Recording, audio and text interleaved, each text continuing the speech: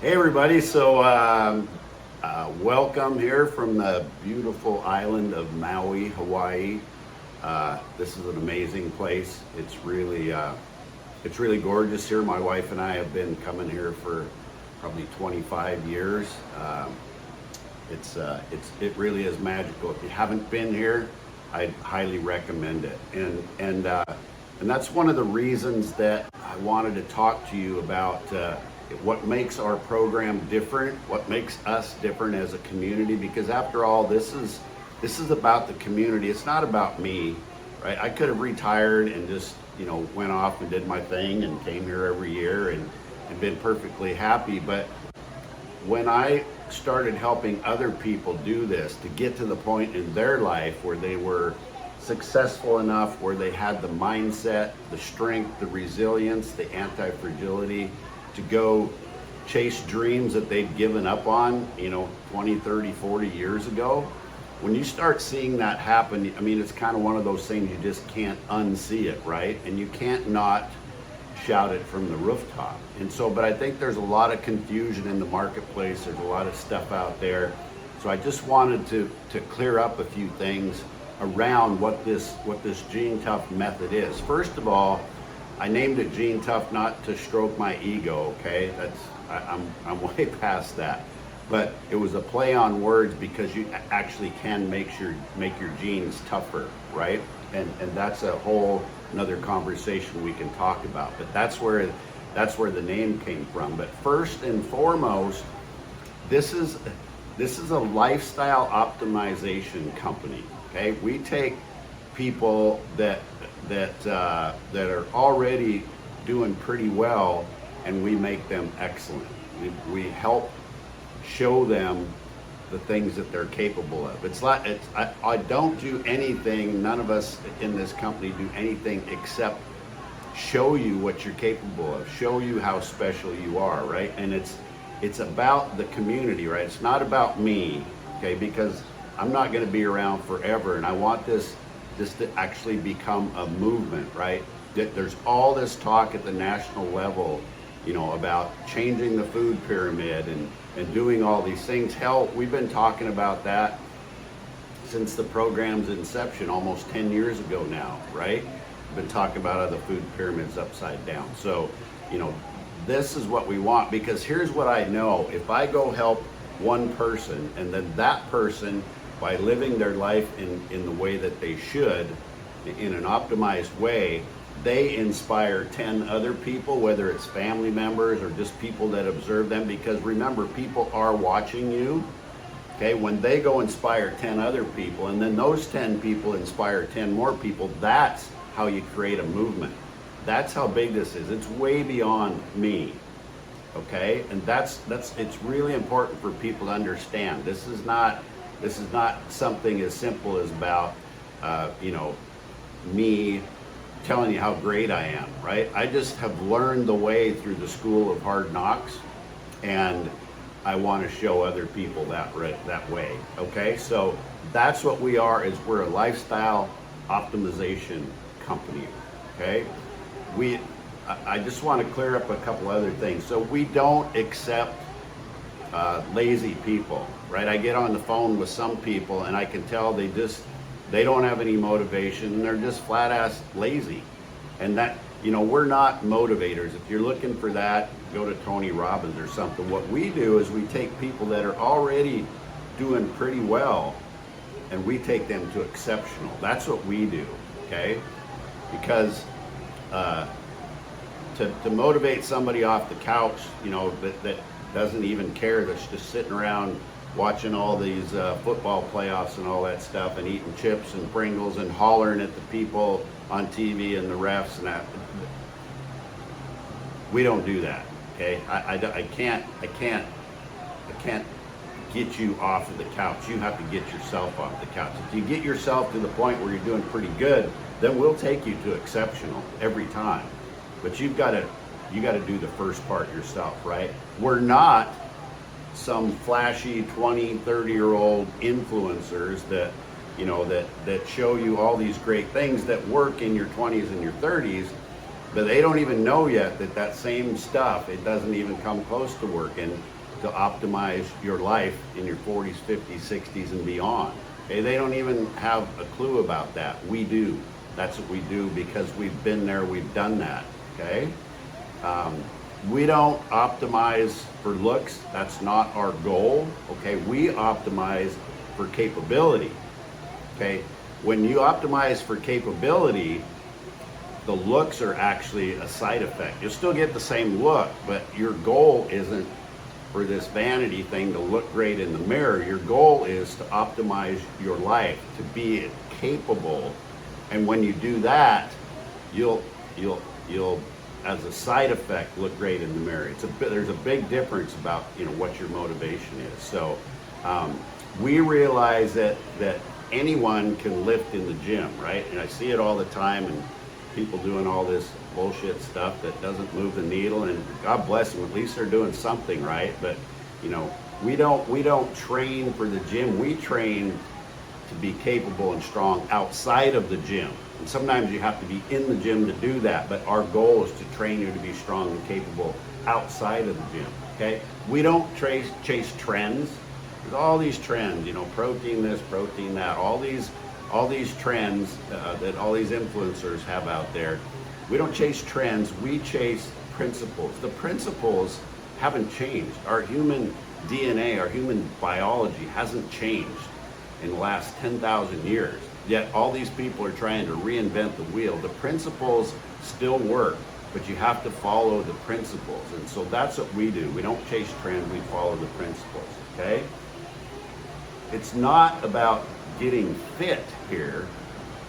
What we do here is we keep you dangerous, right? And when you're dangerous, again, as a byproduct of being that, you're gonna be fit, right? So, but it's a difference between what your motivation is and what you're chasing, okay? You have to chase the right things to get the right things, okay?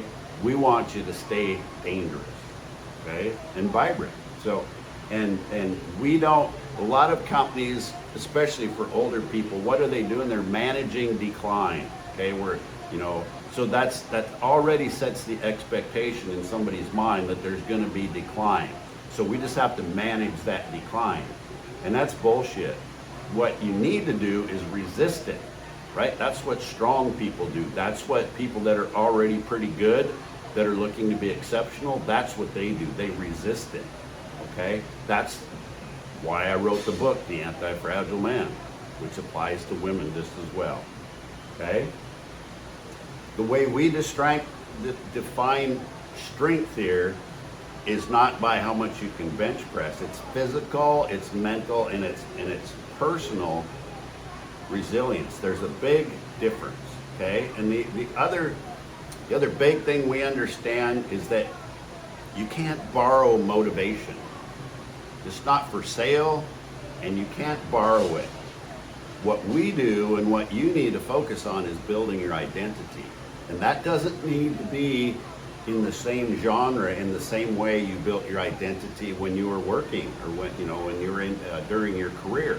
Because a lot of people start their career and they end up getting caught up in this thing because it pays the bills and it's comfortable, and and I get it. It's really hard to get out of that, but at some point you're going to feel that burning in your gut. At least the people that aren't sitting on the couch eating Pringles and watching football, at some point you're going to feel that burning in your gut that you're capable of so much more.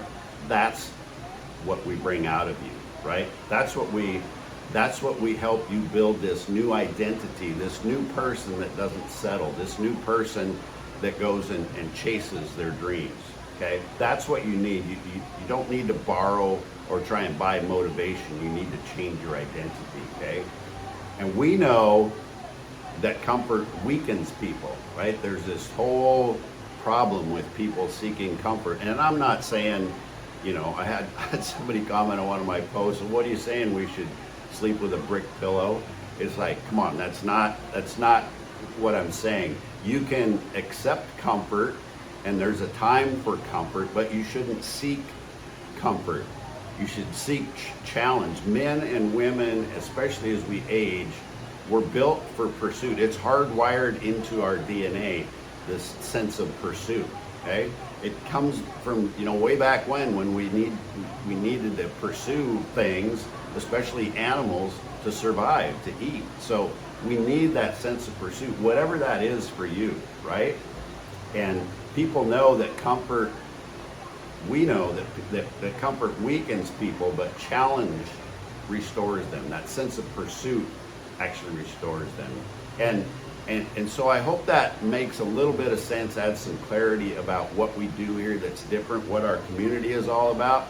I just wish that you could see this community the way, from my perspective, you could see where these people started. Like I say, they're already pretty good, and the things that they're doing now in their life, the dreams that they're chasing, the dreams that they've given up on that they're chasing now. I wish you could see what I see, because you would never want to stay at the status quo, or you would never want to accept that little voice in your mind that's telling you that aging has to decline. Because I'm telling you, aging means decline. I'm telling you, it doesn't have to be the same. Aging does not have to equal decline unless you let it define you. Okay? The last thing I want to remind you of is that the clock is ticking, right?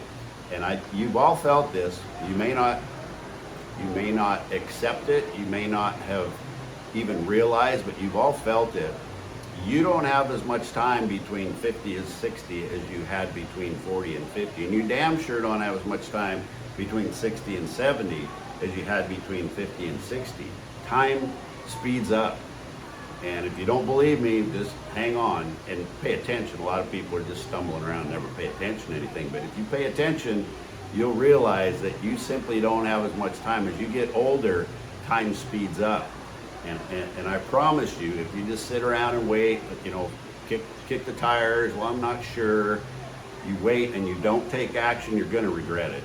I mean, I see it every day. I see we can still get you there. We can still help you. We can still take you from pretty good but starting to decline, and take that pretty good and start to become exceptional. We can still do it, but I'm telling you, if you start this process early, you're going to be so far ahead of everybody else.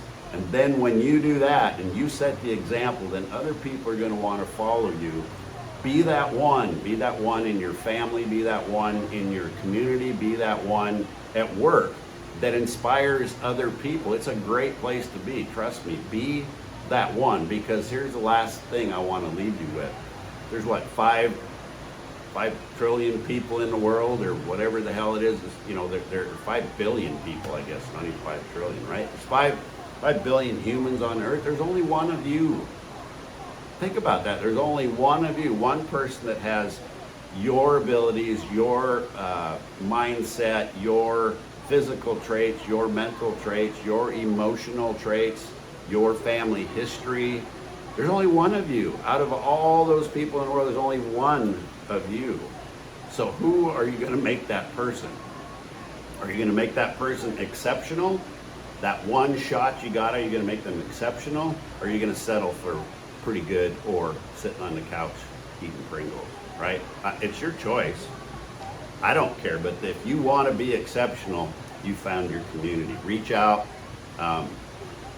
You know, there's an old saying that us old cowboys want to die with our boots on. Well, you got to live with your boots on if you want to die with your boots on, right? We don't allow any slippers here. So if you want some help, if you want to explore what it looks like to work with this community, and I highly recommend you do, reach out, send me a direct message, reach out in the comments, and we'll have somebody in the team reach out to you, and I'll talk to you personally and see where you're at, and if you're a good candidate for doing this thing. So take care, mahalo, as they'd say here in Hawaii, and I appreciate all of you listening today. So take care.